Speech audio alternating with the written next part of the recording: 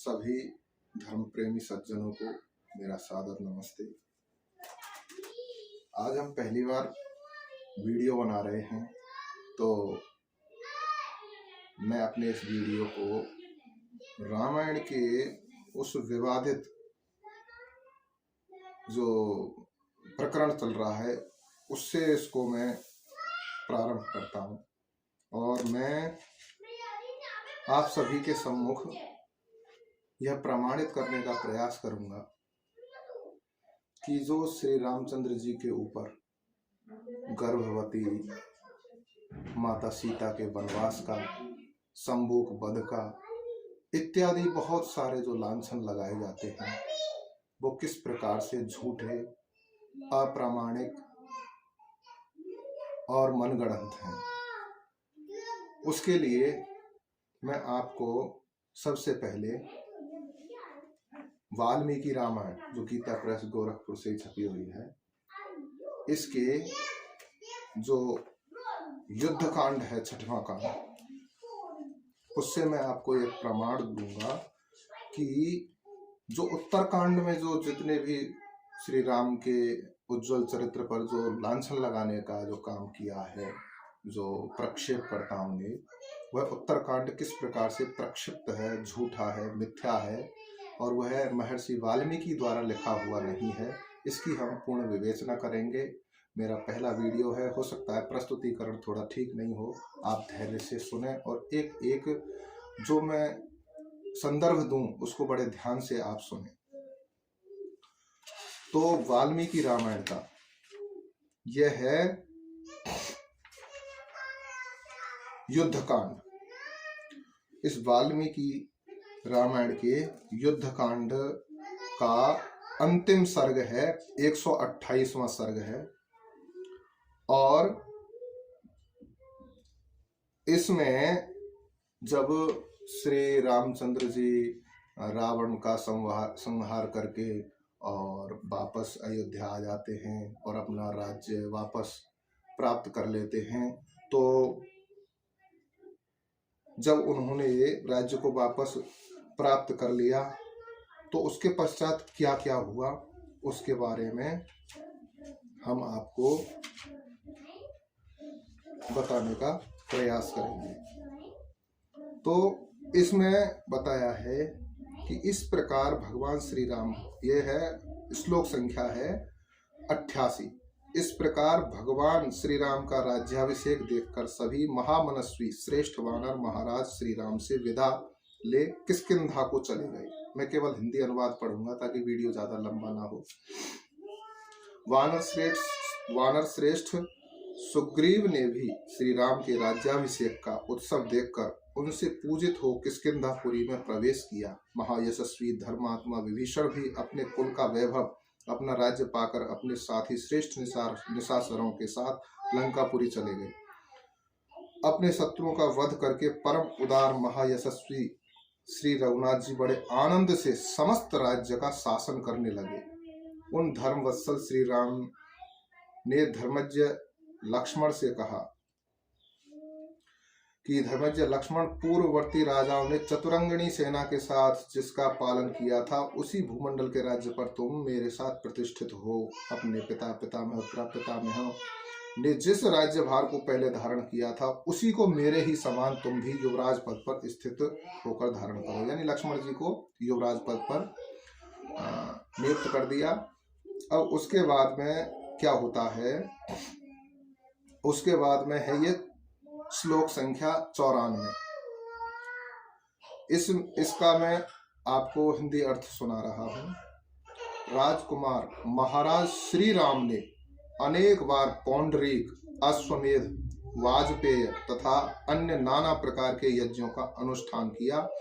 श्री रघुनाथ जी ने राज्य पाकर 11 सहस्र वर्षों तक उसका पालन और 100 अश्वमेध यज्ञों का अनुष्ठान किया।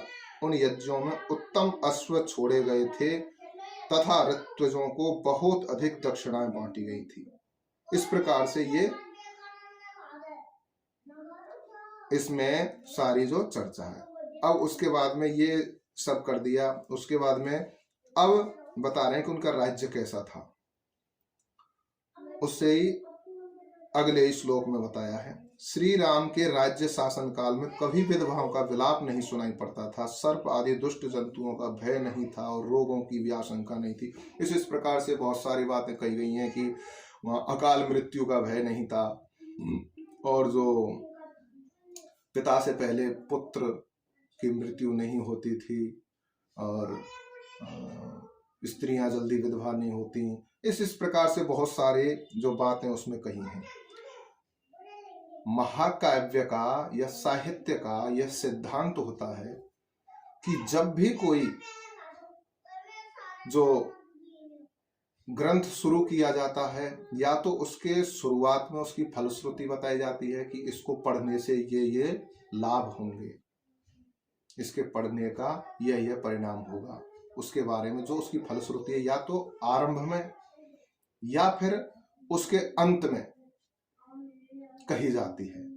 अब इसी युद्ध कांड में 128वां जो सर्ग जिसको हम पढ़ रहे हैं, उसमें अब फलश्रुति आ रही है।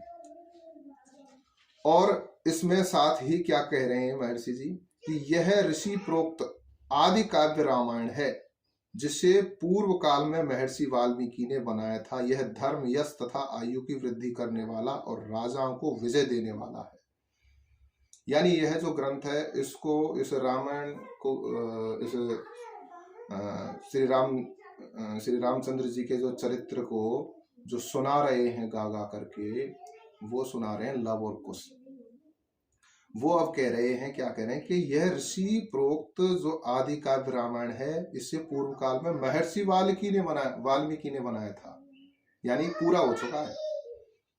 यह धर्म, यश तथा आयु की वृद्धि करने वाला एवं राजाओं को विजय देने वाला है। यह 107वां मैंने श्लोक पढ़ा है। ऐसे करके हम आगे चलते जाएंगे और आगे चलते चलते, और इसमें यही कहा जा रहा है, जो जैसे 113वें 14वें में कह रहे हैं, ये क्या है कि सभी में ही कहा है, लगभग सभी श्लोकों में यही कहा है, क्लेश रहित कर्म करने वाले श्री राम की विजय कथा रूप इस संपूर्ण रामायण काव्य को सुनकर मनुष्य दीर्घ काल तक स्थिर रहने वाली आयु पाता है। पूर्व काल में महर्षि वाल्मीकि ने जिसकी रचना की थी, वही यह आदि काव्य है। जो क्रोध को जीतकर श्रद्धा पूर्वक इसे सुनता है, वह बड़े बड़े संकटों में पार हो जाता है। जो लोग पूर्व काल में महर्षि वाल्मीकि द्वारा निर्मित इस काव्य को सुनते हैं, वे परदेश से लौटकर अपने भाई बंधुओं के साथ मिलते हैं और आनंद का अनुभव करते हैं। इसी प्रकार से इसमें फलश्रुति है। इसका फल क्या है? इसको पढ़ने से, इसको अपने जीवन में धारण करने से, इसकी शिक्षाओं को अपने जीवन में आत्मसात करने से हमें क्या क्या लाभ होंगे, हमारी कैसी कैसी गति होगी, उसके बारे में इसमें बड़े विस्तार से इसमें कहा है। और इसमें 125 श्लोक हैं 128वें सर्ग में, जिनमें अंत तक यही कहा है कि यह काव्य आयु, आरोग्य, यश तथा भ्रातृ प्रेम को बढ़ाने वाला, यह उत्तम बुद्धि प्रदान करने वाला और मंगलकारी है। अतः समृद्धि की इच्छा रखने वाले सत्पुरुषों को इस उत्साहवर्धक इतिहास का नियम पूर्वक श्रवण करना चाहिए। यानी इस इतिहास को नियम पूर्वक इसका श्रवण करना चाहिए, पठन पाठन। ये तो मैंने प्रमाण दिया आपको वाल्मीकि रामायण से, और ये कोई आर्य समाज का प्रकाशन भी नहीं है, जिसको सभी लोग मानते हुए है ये गीता प्रेस गोरखपुर, उसमें से मैंने आपको ये प्रमाण दिया है। अब और इसका और प्रमाण क्या है? वैसे तो सबसे बड़ा प्रमाण यही है जो महर्षि वाल्मीकि के द्वारा जो लिखा गया है, यही सबसे बड़ा प्रमाण है, और इसके अतिरिक्त और कोई प्रमाण की आवश्यकता नहीं। लेकिन फिर भी लोग नहीं माने कि नहीं, इतने प्रमाण से तो हम संतुष्ट नहीं होते, और प्रमाण दीजिए। तो अब और प्रमाण के लिए मैं आपको ले चलता हूं महाभारत की ओर। महाभारत को पंचम वेद भी कहा जाता है, और इसमें लगभग जो हमारे भारतवर्ष में जितनी भी ऐतिहासिक घटनाएं घटित हुई हैं, उनके बारे में इसमें वर्णन जरूर मिलता है। तो महाभारत के हम चलते हैं सभा पर्व में। यह भी गीता प्रेस गोरखपुर से 6 भागों में है महाभारत। इसका एक पहला खंड है, और इसमें आपका सभा पर्व, और सभा पर्व में आपके आता है अर्घाभिहरण पर्व, जो श्री कृष्ण जी को अर्घ्य दिया गया था उस पर्व से वो उससे संबंधित इसमें कथा है, इसलिए इसका नाम है अर्घाभिहरण पर्व।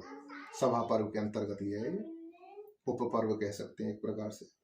इसका अध्याय है 38वां। इसके 38वें अध्याय का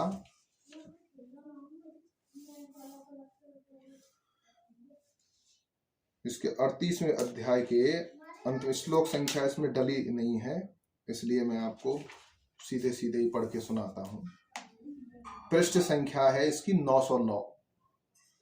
909 पर लिखा है कि वो भीष्म जी सुना रहे हैं युधिष्ठिर जी को कि पांडुनंदन, तत्पश्चात श्री राम ने पुष्पक विमान पर आरूढ़ हो सीता को साथ ले दल बल सहित अपनी राजधानी में जाकर धर्म पूर्वक राज्य का पालन किया।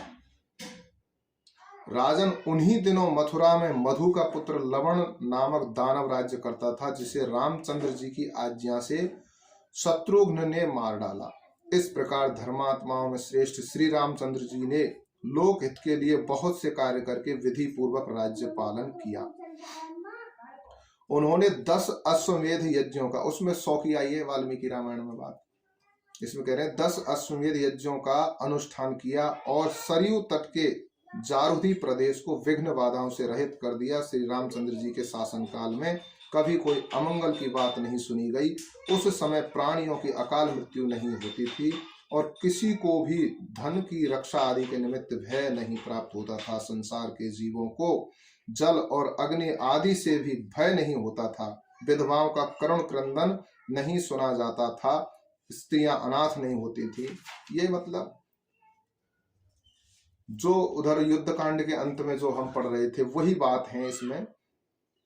और इसमें कहीं पर भी सीता के वनवास की बात नहीं है, कहीं संबूक वध जैसे उस लांछन का कहीं संकेत मात्र भी नहीं है, आदि और बहुत सारी जो बातें हैं जिनको लेकर के ये जो वामपंथी, कम्युनिस्ट तथा कथित दलित लोग ये श्री राम जी के ऊपर लांछन लगाया करते हैं और गालियां दिया करते हैं रात दिन।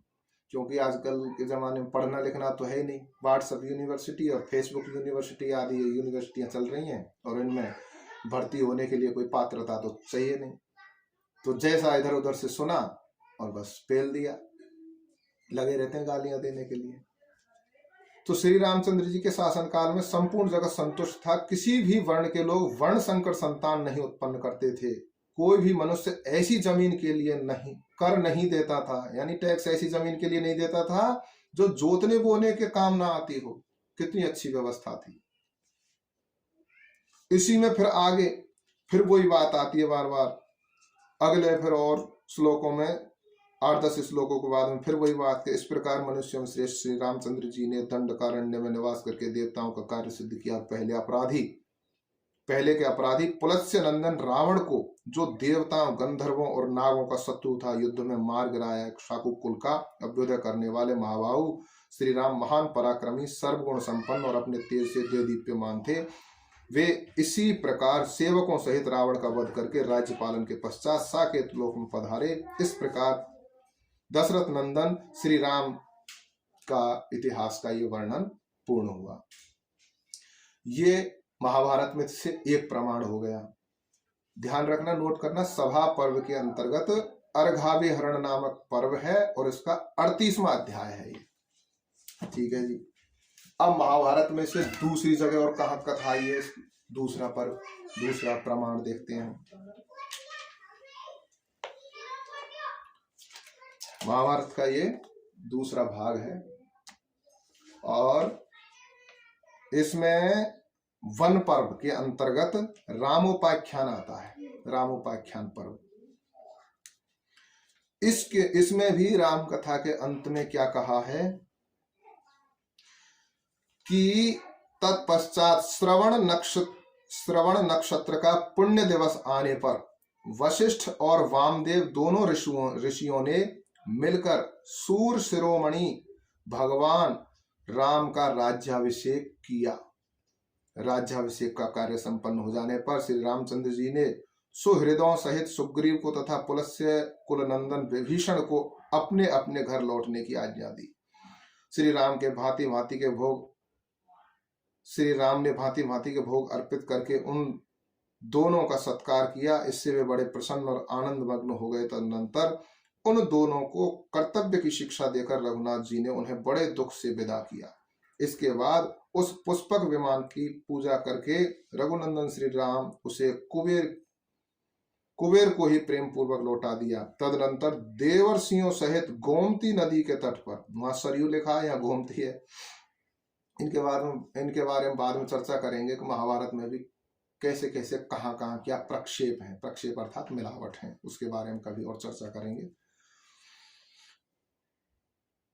गोमती नदी के तट पर जाकर श्री रघुनाथ जी ने 10 अश्वमेध यज्ञ किए जो स्तुति के योग्य थे और जिनमें अन्न आदि की इच्छा से आने वाले याचकों के लिए कभी द्वार बंद नहीं होता था। इस प्रकार प्राचीन काल में अमित तेजस्वी श्री राम ने वनवास जनित अत्यंत भयंकर कष्ट भोगा था। यहाँ यह कथा यहाँ समाप्त। इससे आगे कोई वनवास की कथा नहीं, कोई शंभुक वध का कोई संकेत मात्र भी नहीं। अब आप कहेंगे नहीं, इसको भी नहीं मानेंगे, और प्रमाण दो, तो आपको अब और प्रमाण देते हैं। यह है महाराज भोज द्वारा विरचित चंपू रामायण। चंपू रामायण है ये। और इस चंपू रामायण में, इस जो चंपू रामायण है, इसका समापन भी कहाँ होता है? इसका समापन भी, इसमें भी 6 कांड है मात्र। इसमें आप कहीं से मंगा करके भी इसको आप जांच कर सकते हैं कि मैं झूठ बोल रहा हूं या सही। इसमें भी वे ही 6 कांड हैं। और इसके आरंभ में ही भोजराज जी लिखते हैं कि मैं इसमें जो वाल्मीकि रामायण है उसी की कथा को इसमें लिख रहा हूं मैं, उससे भिन्न कोई कथा लिखने का कोई प्रयोजन नहीं है मेरा। जैसा वाल्मीकि रामायण में है वैसा ही यहां संक्षेप से लिख रहा हूं, संक्षिप्त कर दिया है इसमें थोड़ा। लेकिन युद्ध कांड पर ही समापन इसमें है। इसमें अलग से उत्तर कांड इसमें भी नहीं है। इसमें भी क्या है?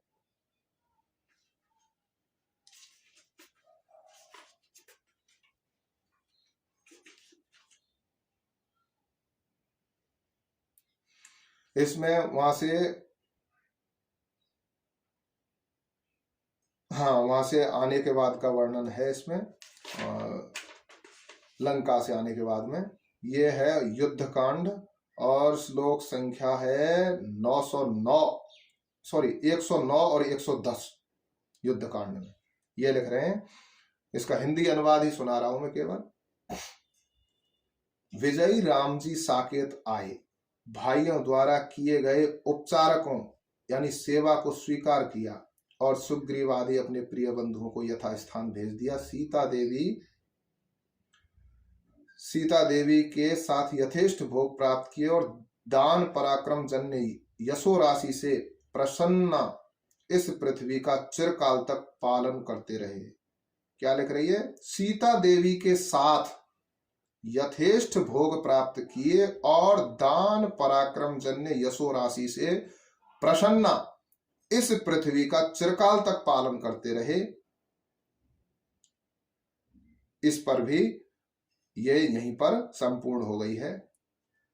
इसका जो अगला श्लोक है उसमें इसकी समाप्ति की सूचना है कि साहित्य कलाओं से युक्त शनगर नामक गांव के भूषण स्वरूप श्री गंगाधर पंडित रूप समुद्र के चंद्रमा गंगा नामक जननी के पुत्र लक्ष्मण सूरी द्वारा प्रणीत पहले भोजराज द्वारा निर्मित 5 कांडों से लोगों को आनंदित करने वाले इस चंपू रामायण नामक प्रबंध का 6ठ कांड चिरकाल तक विजय लाभ करे, फलश्रुति हो गई।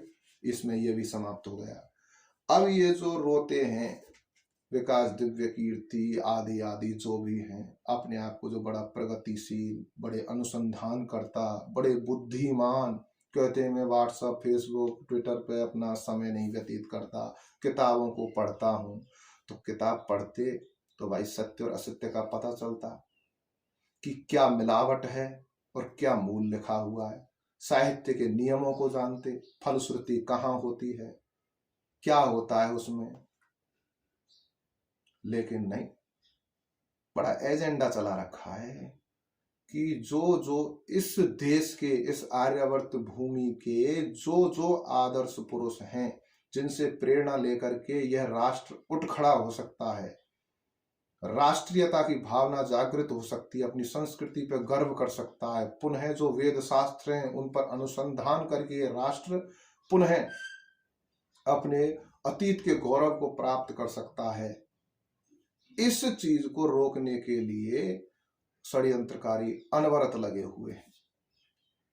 तो मेरा आप सभी से यह निवेदन है कि मैंने जो इतने प्रमाण देकर के यह सिद्ध किया है कि जो उत्तरकांड है वह महर्षि वाल्मीकि द्वारा रचित है ही नहीं, जबकि यह महाभारत लिखा गया उस काल तक भी, और महाभारत में प्रक्षेप हुए यानी मिलावट हुई उस समय तक भी, और महाराजा भोज के काल तक भी रामायण में उत्तरकांड नहीं था। हाँ, एक भवभूति नामक जो कवि हुए हैं उन्होंने उत्तर रामचरितम नाम से पृथक अपने नाम से एक काव्य जरूर लिखा था। लेकिन बाद के जो दुष्ट लोगों ने श्री राम के जीवन को कलंकित करने के लिए, अपने विभिन्न स्वार्थों को सिद्ध करने के लिए, और इस प्रकार के ये कलंकित प्रकरण जोड़े, पूरा कांड जोड़ दिया।